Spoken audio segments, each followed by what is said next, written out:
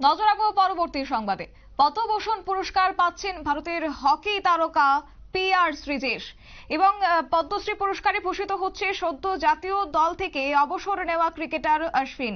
পুরস্কৃত করা হচ্ছে প্রাক্তন ফুটবলার IM বিজয়নকে। বিস্তারিত জানবো, আমাদের সঙ্গে রয়েছে প্রতিনিধি বিপ্লব চন্দ্র। বিপ্লব দা, কি জানতে পারছো? দেখো যে এই যে পদ্মশ্রী, পদ্মভূষণ, পদ্মবিভূষণ এবং বিভিন্ন বিষয়ে কিন্তু ক্রীড়াবিদদের একটা পুরস্কার দিয়ে থাকি। এই পুরস্কারের যে সেটা ঘোষণা করা হয় এবং 26শে জানুয়ারি একটি অনুষ্ঠানে দেওয়া হয় এবং এই পুরস্কার পাচ্ছেন এবছর ভারতীয় দলের প্রাক্তন ক্রিকেটার রবিচন্দ্র অশ্বিন, যিনি সদ্য অস্ট্রেলিয়া সফরের তৃতীয় টেস্টের সময় তিনি অবসর দিয়েছেন।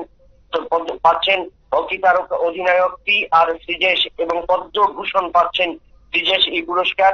এবং তার পাশাপাশি বিভিন্ন ক্ষেত্রে যারা এই পুরস্কার পাচ্ছেন, এই ক্ষেত্রে যারা এই দলে রয়েছেন বা প্রাক্তন ক্রিকেটার রবিচন্দ্র অশ্বিন রয়েছেন, প্রাক্তন হকি অধিনায়ক PR শ্রীজেশ রয়েছেন, পদ্মভূষণ পাচ্ছেন শ্রীজেশ, পদ্মশ্রী পুরস্কার রবিচন্দ্র অশ্বিন। ভারতের সর্বোচ্চ যে সিভিলিয়ান সম্মানের মধ্যে এইগুলো।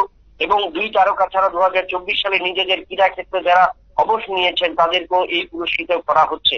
এবং বিশেষ ক্ষেত্রে যে সমস্ত তারকাদের বা খেলোয়াড়দের তা করা হয়েছে জাতীয় এবং আন্তর্জাতিক স্তরে, কিন্তু তাদের সবচেয়ে বেশি সাফল্য রয়েছে। এবং সেই ক্ষেত্রে যদি বলি রবিচন্দ্র অশ্বিন তার টেস্টের এখন পর্যন্ত প্রায় 537টি উইকেটের মালিক তিনি। এবং গত ডিসেম্বর মাসে আমরা যেটা জানি যে অস্ট্রেলিয়া এবং ভারতের মধ্যে যে বর্ডার সুনীল গাভাস্কার ট্রফি ছিল, সেখানে তিনি তার অবসরের কথা সিদ্ধান্ত জানান এবং তারপরেই কিন্তু তিনি অবসর নেন। এবং তাছাড়া ICCর বর্ষসেরা T20 দলেরও অধিনায়ক রোহিত শর্মা এবারের ইয়েতে কিন্তু নেই। তো সেই আরো কিন্তু বেশ কয়েকজন ক্রিকেটারের নাম বা আরো বেশ কয়েকজন তারকার নাম সেই জায়গায় উঠেছিল, কিন্তু সেই শেষ পর্যন্ত দেখা গেল যে কমিটি গঠন করা হয় এই পদ্মশ্রী, পদ্মভূষণ, পদ্মবিভূষণ পুরস্কারের জন্য। তো সেই ক্ষেত্রে কিন্তু ক্রিকেটার হিসেবে রবিচন্দ্র অশ্বিনকে তারা বাছাই করলেন। এবং তারপর দেখা যায় যদি ভারতীয় দলের হকি তারকা দেখি, সেখানে PR শ্রীজেশ রয়েছেন। তিনি ভারতীয় দলের প্রাক্তন অধিনায়ক এবং স্বপ্ন পূরণ হয়েছে তার 2024 সালে তিনি জাতীয় দলের হয়ে পরপর 2টি অলিম্পিকে ব্রোঞ্জ পদক জিতেছেন। এবং আগেও তিনি আরো বেশ কিছু পুরস্কার পেয়েছেন। এবং তাছাড়া ভারতীয় দলের নেতৃত্ব দেবার পাশাপাশি ধনরাজ পিল্লাই যখন ভারতীয় দলের অধিনায়ক ছিলেন বা ভারতীয় দলকে নেতৃত্ব দিয়েছিলেন, তারপর কিন্তু এই শ্রীজেশ কিন্তু ভারতীয় দলকে অনেকটাই সাফল্য দিয়েছেন। এবং যার কারণে একাধিক টুর্নামেন্টে কিন্তু আমরা দেখেছি ভারতীয় দল তার নেতৃত্বে একাধিক পদক জয়লাভ করেছে এবং অলিম্পিকেও তারা ভারতীয় পদক জয় করেছে সেই শ্রীজেশের নেতৃত্বে।